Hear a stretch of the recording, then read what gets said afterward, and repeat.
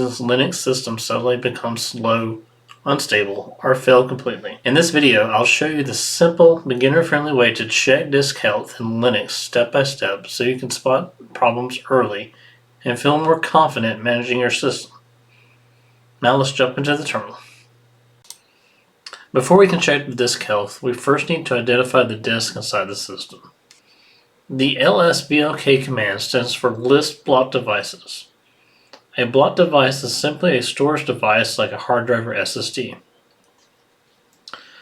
Here, if I scroll on down, I can see NVMe 0N1, and you may see SDA or SDB.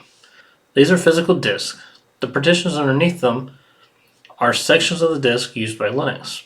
Most of the time, the main system disk will be on SDA or, in this case, NVMe 0N1 for newer systems.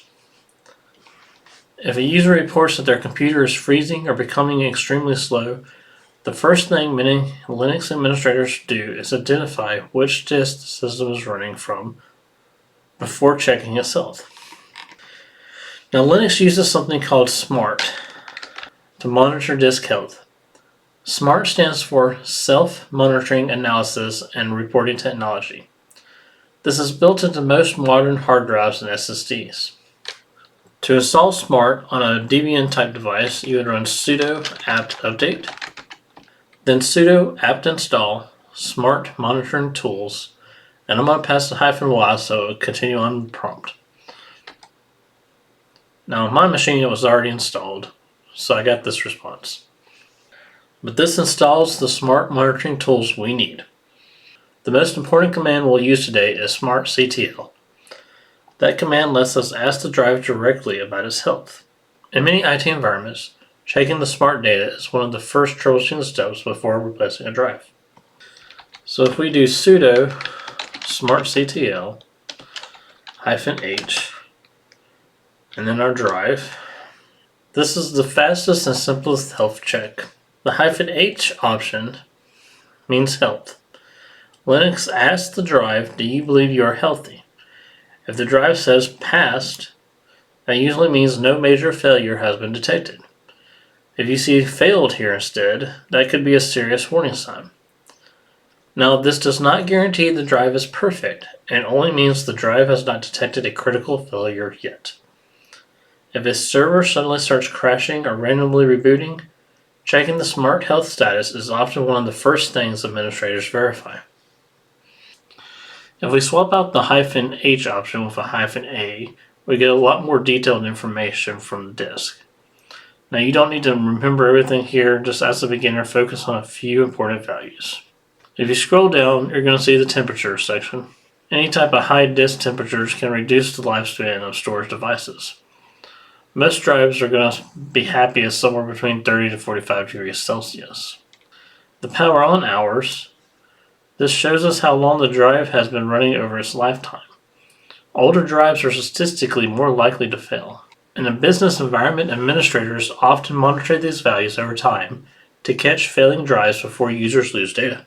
SMART can also run built-in tests directly on the drive. If you put in the -t option and put in short to tell it to run just a short test, this drive does not support short test journaling, but typically you would see something like this indicating the drive is checking itself in the background. Then when you're ready to view self-test results, you would pass the -a option. And mine isn't capable of doing the self-test log, but if it had been, you would see something like this. But this is where we can see the self-test completed successfully. If the test reports read failures or errors, the disk may be starting to fail. Running a SMART test is very common before migrating systems, replacing hardware, or troubleshooting unexplained slowness. Now, sometimes Linux itself detects disk problems before users notice anything. You can use the command sudo dmesg, pipe it to grep for error. Now, I didn't find anything, but you may see something like this that may indicate that there's an error. So in summary, this command right here searches the system logs for error. The part with grep -i error filters the output so we only see lines containing the word error. So if we see repeated disk-related errors, that is usually worth investigating. Administrators will often combine smart checks with system log analysis when troubleshooting unstable systems. A full disk and a failing disk are different problems, and many beginners confuse them. If I do df-h, this checks disk usage space. A system that runs out of storage space can become unstable even if the disk itself is healthy. A Linux server may appear broken simply because log files have filled up the drive completely. Now, one mistake I see made very often is running smart commands without sudo. Smartctl-a without sudo will get a permission denied message. Most of the smart commands you run are going to require either sudo or root access. So if you get any type of permission denied message, just simply put sudo in front of the command. The second mistake I see pretty often is people using the wrong device name. You use the lsblk command to find the right device name that you need to check, because running tests against the wrong device can create confusion. Now, the third mistake I see pretty often is trying to use smart commands on a device where it's not supported.